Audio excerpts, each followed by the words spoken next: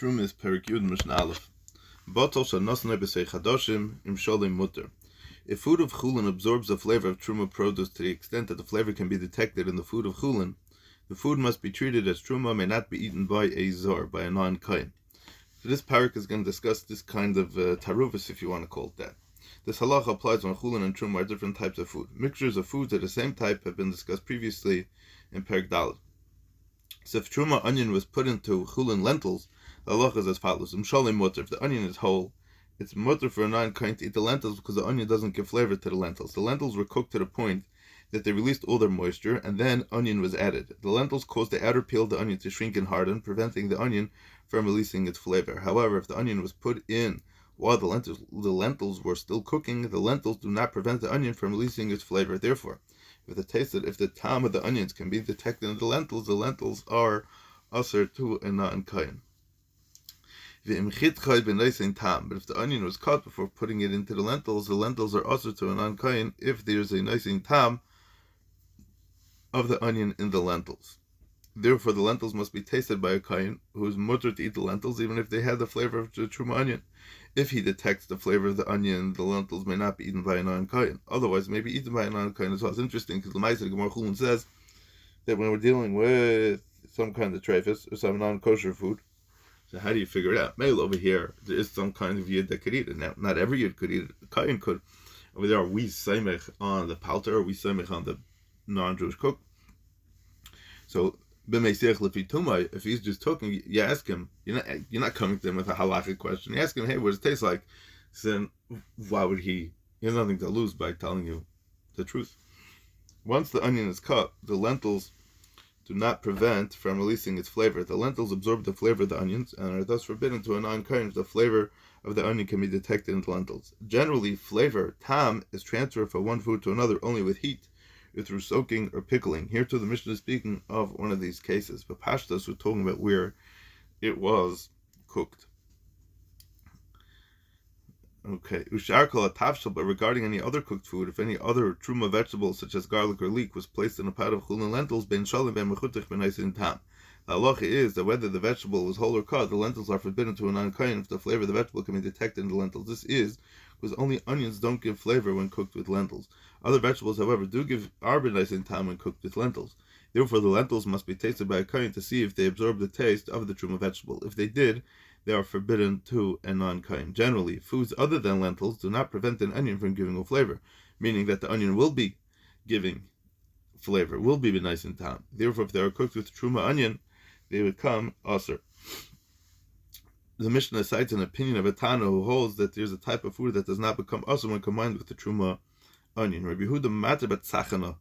Rabbi Yehuda permits in the case of a type of pickled fish that was put in a kli together with the truma onion, the tzachana is mutter to a non-kain even though it absorbed the flavor of the truma onion. Why? Tzachana is a kind of small pickled fish that has a very bad smell. It was common to put an onion in the fish in order to remove the smell. The Mishnah teaches that if a whole truma onion, which doesn't disintegrate, was used for this purpose, the tzachana would be permitted to a non-kain because it's not there for any flavors altogether. This is because the onion is put in this dish to remove the bad smell of the fish and does not improve its flavor. Since the flavor of truma onion doesn't improve the tzachana anyways, it does not aser the tzachana to a non-kain. Mishnah Beis, Tapuach sheriska nasnei alseich isa v'chimtza. We have learned in the previous Mishnah that if truma became mixed into chulin, the taste of the truma can be detected in the taruvus. The taruvus is aser to a non-kain, to a zar. This Mishnah is going to teach us another case where the taruvus is aser and an exception to the rule. If an apple or truma was crushed, made into applesauce, and placed into a dough of chulin, the apple caused the dough to turn into chametz, v'chimtza. When fruit, such as crushed apples or their juices, are mixed into dough, they could cause the dough to rise. If it's fermented, this is what they would use instead of yeast a lot of times. Hareza asura, this dough is also to a non-kain, even if the taste of the apple cannot be detected in the dough. Since the apple causes the dough to rise, it's considered a significant ingredient to the dough and is not going to be bottled. Therefore, a non-kain may not eat it. So, if barley of truma fell into a pit of water, even though the water absorbed so much of the taste of the barley that it became spoiled because of the barley flavor, of mutarim, the water is permitted to a non-kain, Since the flavor of barley does not improve the taste of the water, but instead spoils the water, it doesn't forbid the water to a non-kain. The barley soaked in the water until its natural moisture drained out and gave flavor to the water.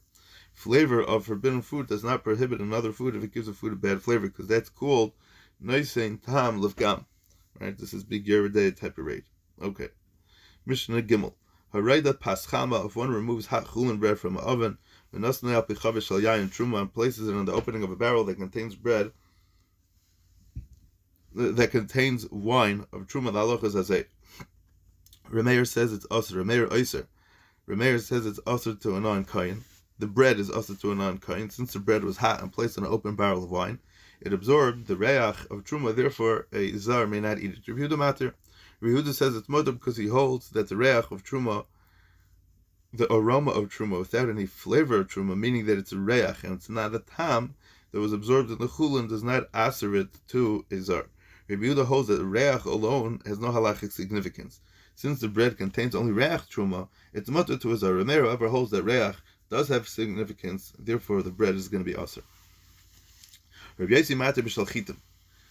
The next Tan agrees with Rabbi Yehuda that the reach of truma without any tam does not asr.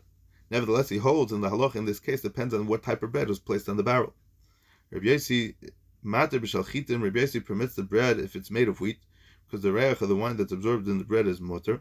But he forbids bread made of barley, because barley bread draws in the moisture of the wine. This is more from common places that sa'orim are shoyev, they draw in any kind of moisture. In such a case, the bread contains not only the reach of truma, but the actual moisture of the truma as well, which is therefore going to make it also to a non-kain. Rabbi Yossi agrees with Rabbi Yehuda that reach has no significance. However, Rabbi Yossi holds that when hot barley bread is placed in an open barrel of wine, it doesn't just absorb the aroma of the wine, it even absorbs the tam of the wine, so the bread is going to be also to a non-kain. Wheat bread, on the other hand, does not absorb the wine itself, and is therefore permitted. Mishnah Dalet, Tanu shehisika bechamin shel truma v'avabai. If an oven was fired with cumin, which is a type of spice of truma, that means cumin of truma was used as fuel for the fire of the oven, and one baked bread of chulin in this oven. Hapas mutaris, the bread is mutter to a non-kain. She'ein tam kamoin elareach kamoin. This is because the bread does not have any flavor of cumin absorbed in it. Only the aroma of cumin and the aroma of truma is permitted, as we just explained in the previous Mishnah. Now we know that when cumin burns, it gives off a very strong smell. This aroma is absorbed into the bread. However, none of the actual cumin is absorbed into the bread. It's just the reach. Like Rabbi Yehuda and Rabbi Yossi in the previous Mishnah, the time of this Mishnah holds that the reich of truma has no significance, therefore the bread remains permitted to a non-kain.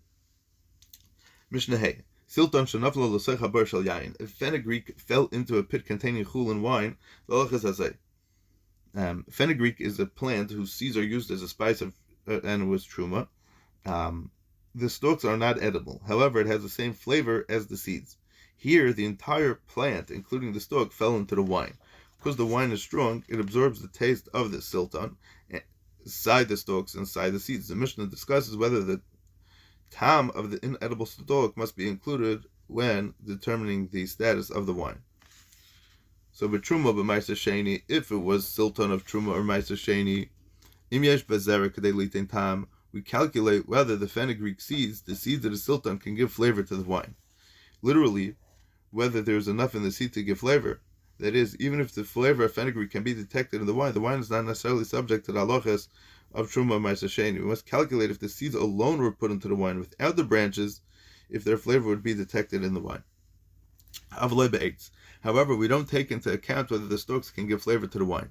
Since the stalks of silton are not eaten, they are not subject to truma ma'aser sheni. Therefore, only the flavor contributed by the seeds needs to be considered. Therefore, we measure the wine in seeds. If that amount of seeds could give flavor to the wine on its own, the wine is then going to be mechuyev in truma and ma'aser sheni. However, if the seeds alone cannot give flavor to the wine is mutter, even though the seeds and stalks together give flavor to the wine. If it was silton of shvias klayim, meaning it grew near a grapevine or hektish that fell into the wine, we measure whether the seeds or stalks of the silton together can give flavor to the wine. Since the stalks are subject to the halachas of shvius and klayim and hektish, the flavor of the stalks must also be taken into account. Since the flavor of the stalks is the same as the seeds, the halachas of shmita apply even to the stalks. Likewise, Kili HaKaram applies even to the inedible parts of the plant. In the case of Hektish, however, the owner is Makdish the entire plant. Therefore, the stalks are also Hektish. Since the stalks are subject to these halachas, the flavor is also taken into consideration. Thus, as long as the taste of the sultan can be detected, the wine is going to be aser. Mishnah Vav. Misha Hayud Lechavile Sultan Kili HaKaram. If someone had bundles of sultan of Kili HaKaram, and he made it into bundles, so Yidaleku, the halacha is that they must be entirely burnt with the stalks, because the halachas of Kili HaKaram apply even to the inedible parts of the plant. If one had bundles of sultan of tevel, she may pound them to remove the seeds from the stalks in order to separate truma only from the seeds, and then estimate how many seeds they contain, and then separate some seeds as truma. He does not, however, need to separate some of the stalks as truma. Only edible items are subject to the chiyuv of truma, and the stalks of this sultan are not edible. Therefore, one may remove the seeds from the stalks and separate truma from them alone. If one separated truma from the sultan plants without first making this cheshbon, without removing the seeds, he may not say, I will pound the whole bang on the sultan that I separated as truma to remove the seeds, and I'll take the stalks for myself and give only the seeds of the seeds as truma to a kayin. Rather, he gives the stalks to a kayin along with the seeds. Although there's no chiyuv to give truma from the stalks, if he did not first remove the seeds, but instead designated the entire plant as truma, he must give both the seeds and the stalks to the kayin. Meaning, even if he gives it to a kayin, the branches, the stalks, are not actual truma, even if they were designated as truma. As we explained in the previous Mishnah, that if sultan falls into wine, we don't include the flavor of the stalks when calculating the amount of flavor needed to asa the wine, even though the stalks themselves are designated as truma. Mishnah Zayin. Zeisei chulin shekavshanim zeisei truma. Chulin olives that were pickled with truma olives. The halach is azay. P'tuei chulin and p'tuei truma, crushed chulin olives that were pickled with crushed truma olives. P'tuei chulin and shlemei truma, or you had crushed chulin olives that were pickled with whole truma olives. Oy b'mei truma, or even crushed chulin olives that were pickled in water that had been used previously for pickling truma olives. It's aser to a non-kain. This is because the pickling process causes olives to release their flavor even if they are whole, and also causes olives to absorb flavor as long as those olives are crushed. Thus, if crushed chulin olives were pickled with whole truma olives, and certainly if they were pickled with crushed truma olives, the chulin olives absorb the flavor of truma olives. Even if the truma olives were removed from the water before the chulin olives were put in, the water itself definitely has tam of the olives of truma. So the chulin olives are still used to a non-kain because they absorb the tam of truma that's in the water. Salt water in which truma was pickled is usher to a non-kain because salt water absorbs the flavor of the truma. Therefore, when crushed chulin olives are pickled in that salt water, they absorb the flavor of the truma from that water.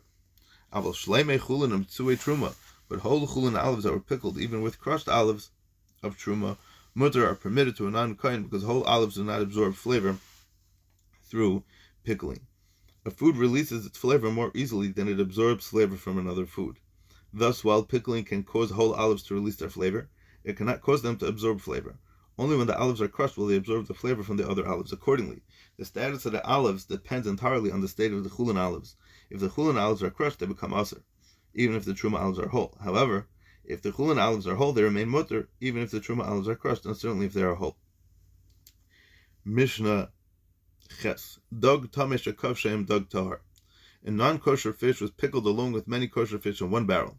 The halacha regarding the fish brine, which is the fish yoich that is in the barrel, is as follows: Kol gorov shu machzik sasayim, concerning any barrel that holds 2 sa of the liquid. Im yesh ba mishkal asar zuz biyehuda shechamesh lam bagala dog tameh. If the amount of non-kosher fish brine in the barrel equals the weight of 10 zuzim from Yehuda, which is equivalent to 5 selah from the Galil, and the rest of the barrel contains kosher fish brine, tzirei aser, all the brine in the barrel is aser. This is because fish brine is very sharp, and is not going to be bottled even in a very large amount of kosher fish brine. Therefore, even if a total of 2 sa of brine, there are 10 zuz, the weight of 10 zuz of non-kosher fish brine, which is a ratio of 960 to 1, all the brine is going to be aser. When fish are soaked in salt and vinegar, the salt draws out the body fluid of the fish. The salt or vinegar in which the fish is pickled along with the fluid that comes out of the fish is called sear. which we're referring to as brine. In our case, the barrel contains the brine of both kosher fish and of non-kosher fish. The Mishnah will discuss how much non-kosher brine makes the entire brine forbidden, as we just explained. Rabbi Yehuda Omer revius b'sasayim. The brine is usher only if there's a revius of non-kosher fish brine in a barrel containing 2 sa, which would be a ratio of 192 to 1. However, if there's less than a revius of non-kosher brine, then the brine is going to be mutter. Rabbi Yehuda Omer, Rabbi Yossi Omer, Rabbi Yossi is even more makel, and he says echad mishisha asar bay. The brine is prohibited only if a non-kosher brine is 1/16 of all the brine in the barrel. However, if the non-kosher brine is less than 1/16 of the total brine, the seer is going to be mutter. According to Rabbi Yossi, non-kosher brine, seer, is treated more kulitik than other food that's asr. The reason for this is because brine is only the sweat of the non-kosher fish. That is the moisture that oozes out of the fish as a result of salting rather than part of the fish itself. It's like a zeo almost. Therefore, it's permitted on minatera. Although the Chachamim answered it, they didn't require the usual ratio of 60 to 1, but 16. I'm just going to read the Lashon of the Rav, how he ends off the Mishnah. The Hilchah said that Tzir batal b'yoser me'elef. Tzir can only become batal if you have more than 1,000. Im yesh yoser me'elef midog tahar ve'echad midog tameh hakol mutter v'mla hakol aser. Because the tzir is so strong, so if you have more than 1,000 times of dug tahar in kosher fish over the non-kosher fish, everything can be mutter. If you don't have 1,000 times, then it's going to be aser. Mishnah Tes. Chagovim tmeim shenichbishum chagovim teirim.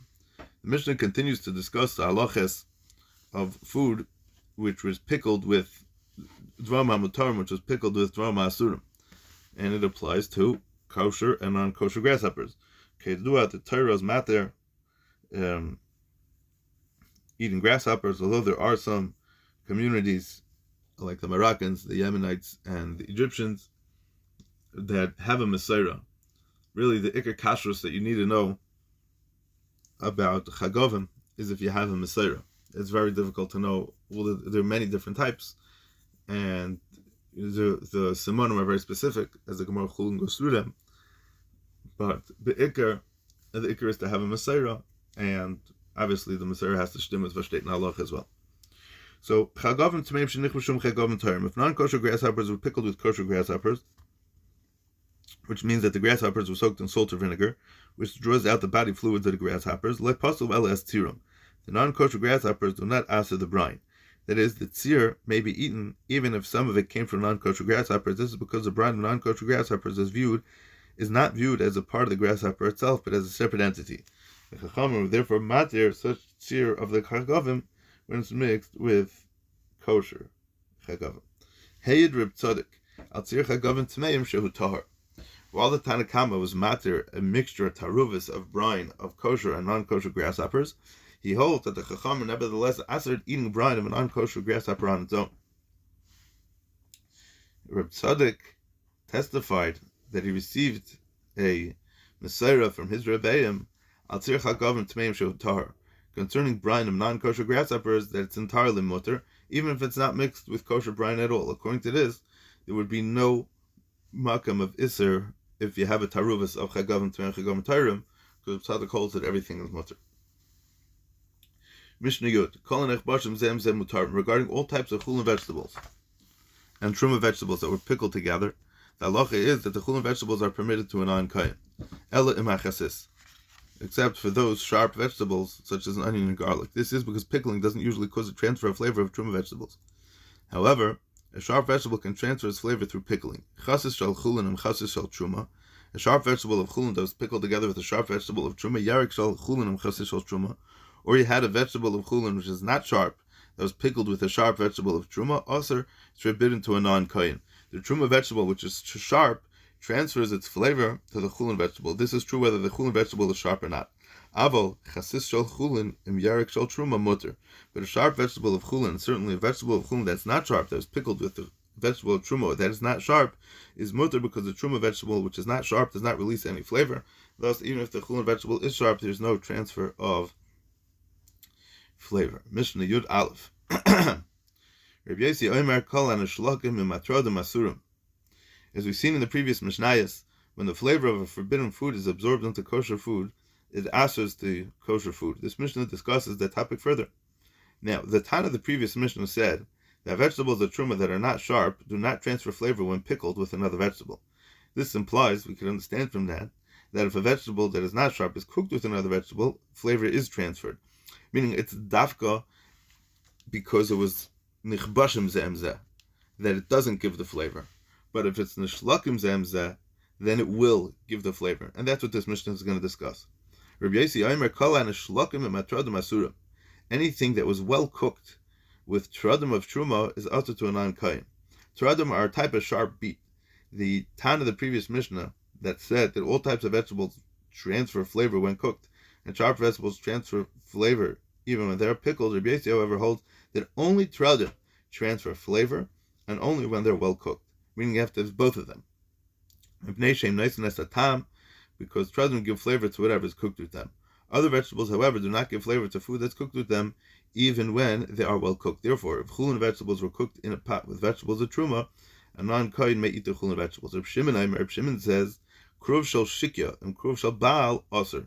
If a chulin cabbage grown in an irrigated field, which is a field that does not receive enough rain, and the plants are therefore watered, was cooked together with truma cabbage grown in a rain-watered field, a field that receives enough rainwater and doesn't need additional watering, the chulin cabbage is aser to a non-kohen of neshu by leah, because the chulin cabbage, which is relatively dry, since it grew in an irrigated field, which is not naturally moist, absorbs flavor from the truma cabbage, which is moist, since it grew in a rain-watered field.